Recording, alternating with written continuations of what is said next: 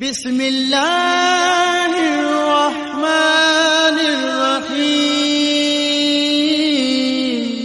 اعوذ باللہ من الشیطان الرجیم، بسم اللہ الرحمن الرحیم۔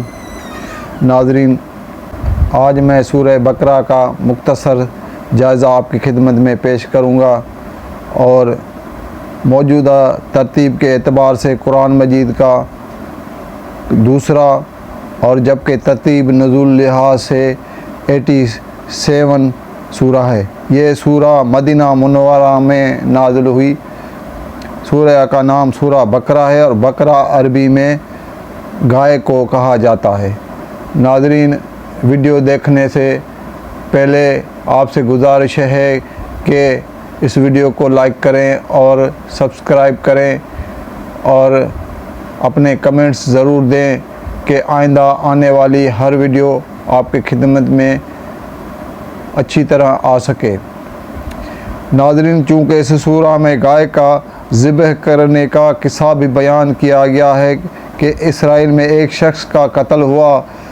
قاتل کے بارے میں جھگڑا جب کافی بڑھا تو اللہ کے حکم سے اس گائے کو ذبح کیا گیا، اور اس کے گوشت کا ٹکڑا مقتول کے جسم سے مس کیا گیا تو وہ حکم خدا سے زندہ ہوا، اور اس نے اپنے قاتل کی نشاندہی کی۔ اس واقعے کے مناسبت سے اسے سورہ بقرہ کہا جاتا ہے۔ رسول خدا صلی اللہ علیہ وسلم فرماتے ہیں کہ قرآن سید الکلام ہے اور سورہ بقرہ قرآن ہے۔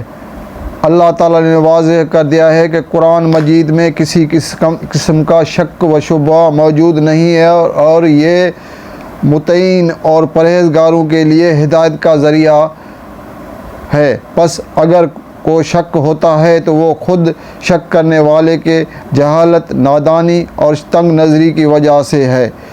سورہ بقرہ میں ایمان والوں کے لیے بالغیب کی اہمیت بھی بیان کی گئی ہے۔ اس میں 3 گروہوں کا بیان بھی ہے۔ پہلا گروہ ان لوگوں کا ہے جو حق کا ثابت ہونے کے بعد ایمان لے آئے۔ دوسرا گروہ وہ لوگ ہیں جو حق کے ثابت ہونے کے بعد بھی اس پر ایمان نہیں لے آئے۔ تیسرا گروہ ان لوگوں کا ہے جو نہ حق پر ایمان لائے اور واضح طور پر حق سے انکار بھی کرتے ہیں۔ ایسے گروہ کو منافق کہتے ہیں۔ اس سورہ بقرہ میں منافقین کی نشانیاں بتائی گئی ہیں کہ نفاق کے ذریعے مومن کو دھوکہ دے رہے ہیں، اور در حقیقت وہ خود اپنے آپ کو بھی دھوکہ دے رہے ہیں۔ اللہ نے 2 مثالوں کے ذریعے منافقوں کی پہچان بھی اس میں کرائی گئی ہے۔ توحید الہی اور تخلیق کا کائنات کے بارے میں اس آیت میں ٹھوس مثالیں دی گئی ہیں۔ جناب رسالت مآب نور اسلام دنیا میں پھیلایا تھا تو دیگر ممالک کے لوگ اسلامی پرچم کے سائے میں آئے، جبکہ منافقین نور اسلام کے قریب ہونے کے باوجود اندھے کے اندھے رہے۔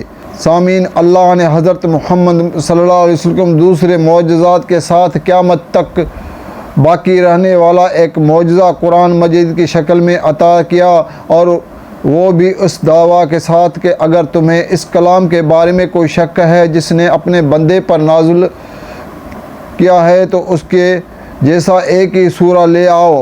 اللہ تعالیٰ نے ایک مچھر کی بھی مثال دی ہے کہ یہ عبرت کا سامع ہے کہ انسان ایک مچھر سے بھی بالکل کمزور ہے۔ اس کی واضح مثال نمرود کا واقعہ ہے کہ پروردگار عالم نے مچھر کو حکم کیا کہ نمرود کے ناک میں چلا جا۔ نمرود کے ناک میں مچھر گیا تو نمرود اس طرح اذیت ناک اور ذلت آمیز تکلیف میں مبتلا ہوئے کہ جب تک اس کے سر پہ جوتے نہیں مارے جاتے تھے تب تک نمرود کو سکون نہیں آتا تھا۔ نمرود اس طرح اذیت ناک اور ذلت آمیز پھر موت سے ہمکنار بھی ہوا۔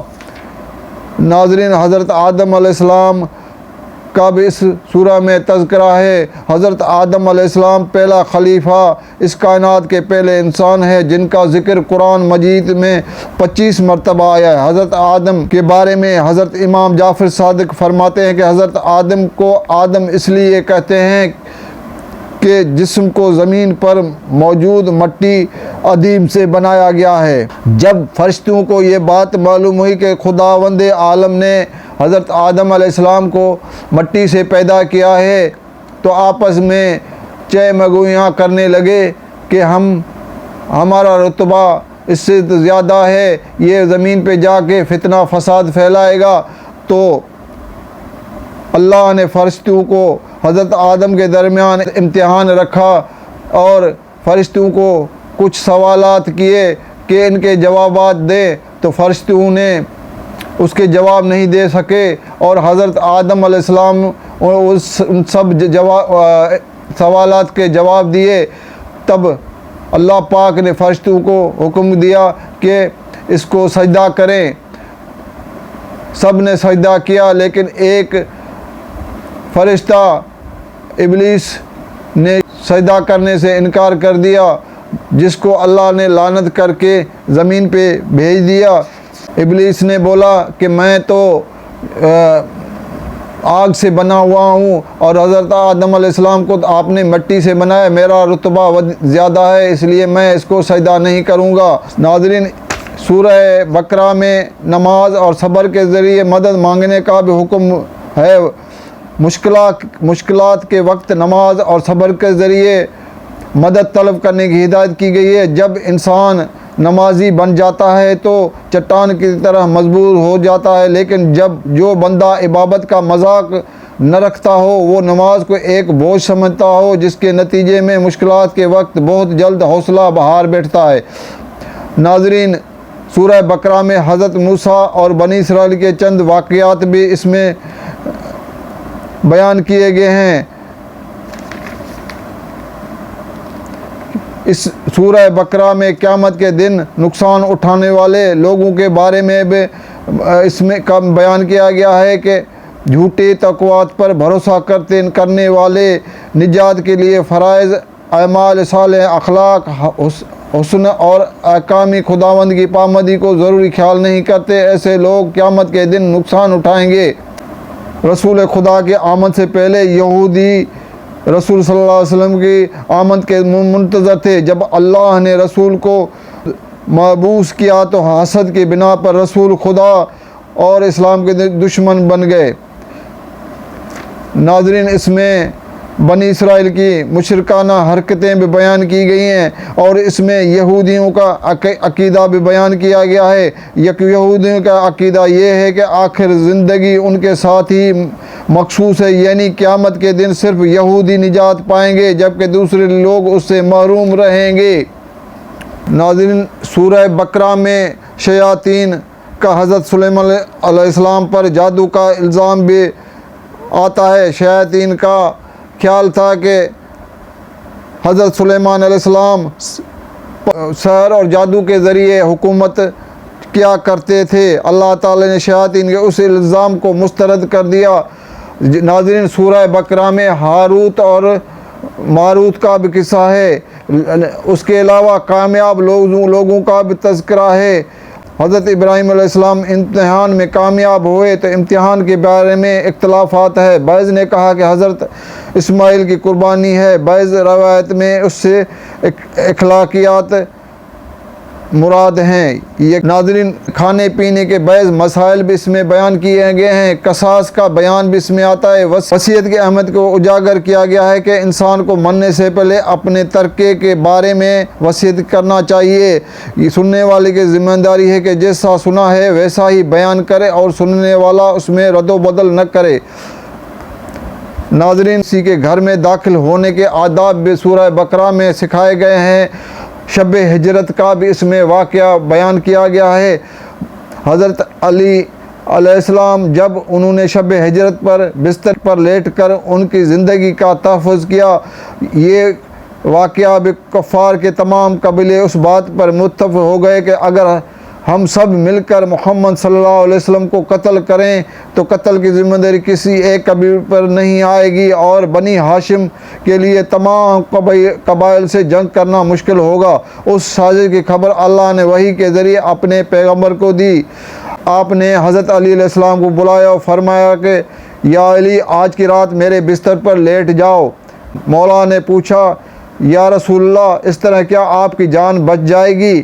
خداوند نے ان دشمنوں کے درمیان سے نکل کر چلے گئے۔ جب صبح دیکھا تو بستر پر حضرت علی سو رہے ہیں۔ اس موقع پر آیت حضرت علی کے شان میں نازل ہوئی۔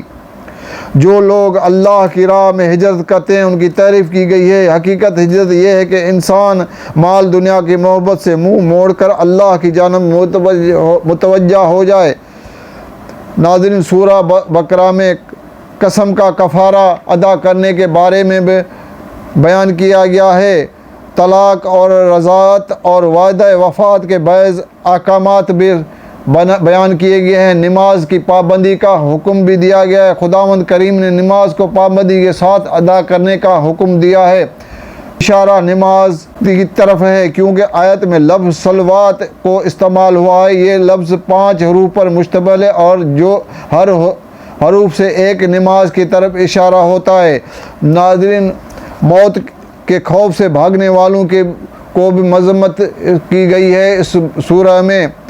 ناظرین، اس میں طالوت اور جالوت کا واقعہ بھی ہے۔ حضرت موسیٰ کے انتقال کے تقریباً صدی کے بعد ایک واقعہ بیان ہوا ہے کہ بنی اسرائیل پہ ایک ظالم بادشاہ جالوت مسلط ہو گیا اور اس کے مظالم سے تنگ آ کر بنی اسرائیل وقت کے حضرت سموئیل کے پاس گئے، ان سے مدد طلب کی۔